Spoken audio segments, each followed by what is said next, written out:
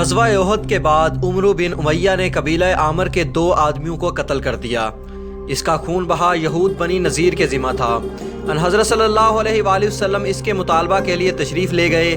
بنی نذیر نے خون بہا ادا کرنے کا وعدہ کیا، لیکن ایک یہودی نے اوپر سے پتھر لڑکا کر ہلاک کر دینے کا ارادہ کیا۔ آپ صلی اللہ علیہ وآلہ وسلم کو اس کا علم ہو گیا، اس لیے آپ صلی اللہ علیہ وآلہ وسلم بچ کر لوٹ آئے۔ چند دنوں کے بعد آپ صلی اللہ علیہ وآلہ وسلم نے بنی قریظہ کے یہودیوں سے معاہدہ کی تجدید کی۔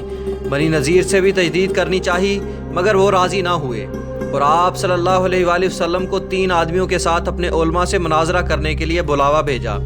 اگر یہ لوگ آپ صلی اللہ علیہ وآلہ وسلم پر ایمان لے آئیں گے تو ہم بھی لے آئیں گے۔ آپ صلی اللہ علیہ وآلہ وسلم نے منظور فرما لیا۔ راستہ میں آپ صلی اللہ علیہ وآلہ وسلم کو معلوم ہوا کہ یہود نے اس بہانہ سے قتل کے لیے بلایا ہے۔ ان پہیم مخالفتوں کی بنا پر آپ صلی اللہ علیہ وآلہ وسلم نے بنی نذیر کا محاصرہ کر لیا۔ یہ اس غلط فہمی میں تھے کہ بنی قریظہ ان کا ساتھ دیں گے، لیکن وہ معاہدہ کر چکے تھے اور اعلانیہ حمایت نہیں کر سکتے تھے۔ اس لیے 15 دن کے محاصرہ کے بعد بنی نذیر نے مدینہ چھوڑ دیا اور اپنا مال و متاع ساتھ لے کر خیبر آباد ہوئے۔ پہلے تنہا قریش کی مخالفت کا مقابلہ تھا، اب یہود بھی حریف بن گئے اور دونوں نے مل کر مکہ سے لے کر مدینہ تک تمام قبائل میں مسلمانوں کے خلاف آگ لگا دی، اور سب نے اپنی اپنی جگہ پر مدینہ پر حملہ کرنے کی تیاریاں شروع کر دیں۔ پہلے انمار و صلبہ نے پیش قدمی کی۔ ان حضرت صلی اللہ علیہ وآلہ وسلم کو اس کی اطلاع ہوئی تو آپ صلی اللہ علیہ وآلہ وسلم محرم 5 ہجری میں 400 صحابہ کے ساتھ ان کے مقابلہ کے لیے نکلے۔ انمار و صلبہ ابھی پوری طرح تیار نہ ہوئے تھے، اس لیے پہاڑوں میں بھاگ گئے۔ اس کے بعد ربیع الاول 5 ہجری مذکورہ میں کفار نے دومت الجندل میں اجتماع کیا۔ ان حضرت صلی اللہ علیہ وآلہ وسلم 1000 مسلمانوں کے ساتھ ان کی طرف بڑھے، یہ بھی منتشر ہو گئے۔ خزاعہ کا قبیلہ قریش کا حلیف تھا، ان دونوں میں باہم قرابت داریاں بھی تھیں، اس لیے خزاعہ کو قریش کے ساتھ ایک خاص تعلق تھا۔ اس قبیلہ کی ایک شاخ بنی مستلق مدینہ سے تھوڑی مسافت پر مقام مرسی میں آباد تھی۔ اس کے رئیس حارث بن ابی ذرار نے مدینہ پر حملہ کا ارادہ کیا، اس لیے ان حضرت صلی اللہ علیہ وآلہ وسلم شعبان 5 ہجری میں مدافعت کے لیے نکلے۔ حارث بھاگ گیا، لیکن مرسی کی آبادی نے مقابلہ کیا۔ مسلمانوں نے شکست دی اور 10 مرسی مقتول ہوئے اور 600 زندہ گرفتار ہوئے اور بہت سا مال غنیمت ہاتھ آیا۔ مرسی کے معرکہ میں مال غنیمت کے لالچ میں بہت سے منافقین بھی مسلمانوں کے ساتھ شامل ہو گئے، جو ہر موقع پر فتنہ برپا کرنے کی کوشش کرتے تھے۔ ایک دن چشمہ سے پانی لینے میں ایک مہاجر اور انصاری میں جھگڑا ہو گیا۔ دونوں نے اپنی اپنی جماعت کو آواز دی، فریقین کی تلواریں نکل آئیں۔ چند آدمیوں نے درمیان میں پڑھ کر بچاؤ کر دیا۔ اس واقعہ سے رئیف المنافقین عبداللہ بن ابی کو بھڑکانے کا موقع مل گیا۔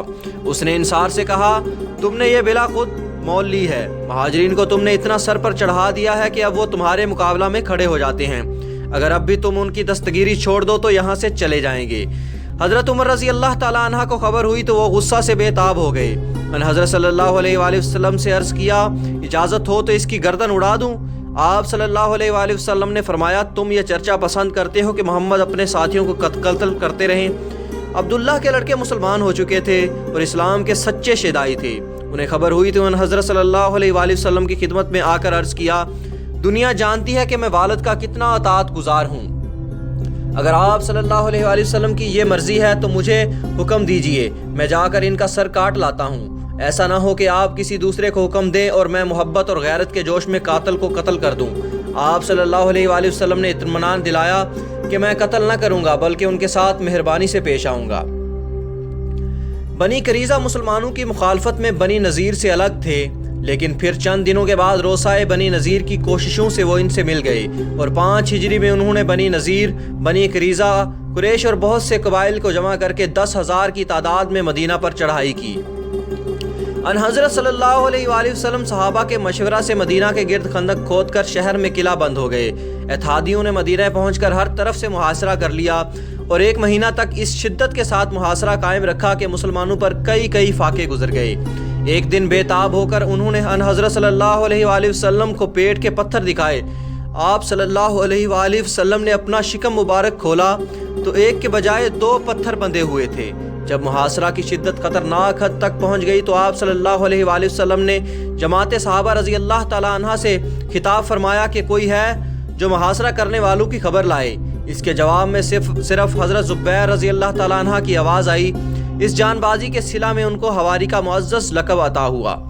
چند دنوں تک کفار خندق کے پار سے تیر اور پتھر برساتے رہے۔ جب اس سے کوئی نتیجہ نہ نکلا تو عرب کے نامور بہادر زرار، جبیرہ، نوفل اور عمرو بن عبدود ایک مقام سے جہاں خندق نسبتاً کم چوڑی تھی گھوڑے کو ایڑ لگا کر پار کر گئے۔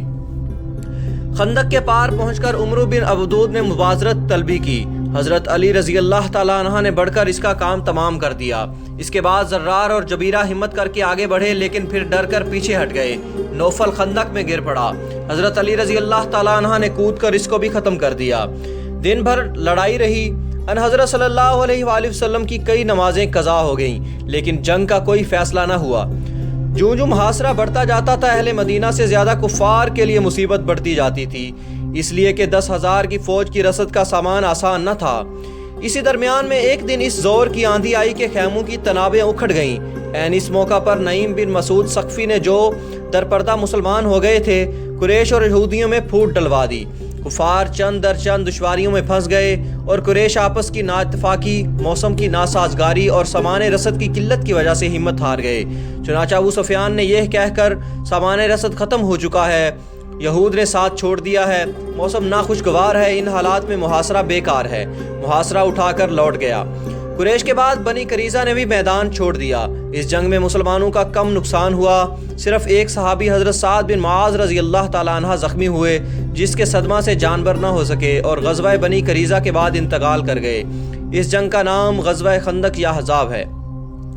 بنی قریظہ نے معاہدہ کے خلاف جنگ احزاب میں شرکت کی تھی۔ اس میں شکست اور واپسی کے وقت مسلمانوں کے سب سے بڑے دشمن حی بن اخطب کو اپنے یہاں لیتے گئے تھے، اس لیے غزوہ احزاب کے بعد ان حضرت صلی اللہ علیہ وآلہ وسلم بنی قریظہ کی طرف بڑھے۔ اگر اس وقت بھی بنی قریظہ اپنی غلطی نادم نہ ہوتے اور مصالحت ہاتھ بڑھاتے تو ممکن تھا صلح ہو جاتی، لیکن اس کے برعکس جب مسلمان قریب پہنچے تو بنی قریظہ نے ان حضرت صلی اللہ علیہ وآلہ وسلم پر بکواسات کی، اس لیے آپ صلی اللہ علیہ وآلہ وسلم نے ان کا محاصرہ کر لیا۔ 1 مہینہ تک محاصرہ قائم رکھا۔ آخر میں بنی قریظہ نے مجبور ہو کر سپر ڈال دی اور کہلا بھیجا سعد بن معاذ جو ابھی زندہ تھے، جو فیصلہ کر دیں وہ ہم کو منظور ہے۔ ان حضرت صلی اللہ علیہ وآلہ وسلم نے قبول فرمایا۔ حضرت سعد رضی اللہ تعالیٰ عنہ نے یہود کی کتاب توریت کے مطابق یہ فیصلہ کیا کہ تمام لڑنے والے قتل کر دیے جائیں، عورتیں اور بچے گرفتار کر لیے جائیں اور ان کا مال و اسباب مال غنیمت سمجھا جائے۔ یہ فیصلہ توریت کے حکم کے مطابق تھا، اس لیے یہودیوں کو چاروں ناچار قبول کرنا پڑا۔ توریت کا حکم یہ ہے کہ اگر دشمن صلح نہ کریں تو ان کا محاصرہ کر، اور جب تیرا اللہ ان پر تجھ کو قبضہ دلا دے تو جس قدر مرد ہوں سب کو قتل کر دے، باقی بچے، عورتیں، جانور اور جو چیز شہر میں موجود ہو سب تیرے لیے مال غنیمت ہوں گی۔ اور صحیح روایت کی رو سے 400 یہودی جن میں دوران محاصرہ کے مقتولین بھی شامل تھے قتل کیے گئے۔ اسی سنہ میں ان حضرت صلی اللہ علیہ وآلہ وسلم نے اپنی پھپھیری بہن حضرت زینب رضی اللہ تعالیٰ عنہ سے نکاح کیا۔ ان حضرت صلی اللہ علیہ وآلہ وسلم نے آقا غلام کی تمیز اٹھانے کے لیے زینب رضی اللہ تعالیٰ عنہ کا عقد اپنے غلام اور متنبی حضرت زید رضی اللہ تعالیٰ عنہ کے ساتھ کیا تھا، لیکن دونوں کے اختلاف طبع کی وجہ سے نہ نبھ سکی، اس لیے زید رضی اللہ تعالیٰ عنہ نے طلاق دے دینے کا ارادہ کیا۔ ان حضرت صلی اللہ علیہ وآلہ وسلم نے روکا مگر ناخوشگواری برابر بڑھتی گئی، اس لیے زید رضی اللہ تعالیٰ عنہ نے آخر میں طلاق دے دی۔ عرب میں متنبی بیٹوں کی بیوی کے ساتھ نکاح معیوب سمجھا جاتا ہے۔ ان حضرت صلی اللہ علیہ وآلہ وسلم نے اس خیال کو مٹانے اور زینب رضی اللہ تعالیٰ عنہ کی دل جوئی کے لیے خود ان کے ساتھ نکاح کر لیا۔ اس وقت تک عورتیں جاہلیت کے طریقہ پر بے پردہ نکلتی تھیں اور بے باکانہ چلتی تھیں۔ اسی سال یہ حکم نازل ہوا کہ شریف عورتیں گھروں سے نکلیں تو چادر اوڑھ کر منہ چھپا کر سینہ پر آنچر ڈال کر نکلیں، چلنے میں اٹکیلی نہ کریں، پردے کی اوٹ سے بولیں، آواز میں بناوٹ نہ پیدا کریں، ازواج مطہرات نامحرموں کے سامنے نہ آئیں۔ اسی سال عورتوں پر تہمت لگانے والوں پر حد جاری کرنے کا حکم ہوا اور لعان کا طریقہ جاری ہوا۔ پانی نہ ملنے کی صورت میں تیمم کی اجازت ملی اور صلاۃ خوف کا حکم نازل ہوا۔ تاریخ اسلام کی پہلی 5 اقساط کو دیکھنے کے لیے ہمارے چینل اسلامک لائٹ کو سبسکرائب کریں اور بیل آئیکن کو دبا دیں تاکہ مزید آنے والی اچھی ویڈیوز آپ تک سب سے پہلے پہنچ سکیں۔ شکریہ۔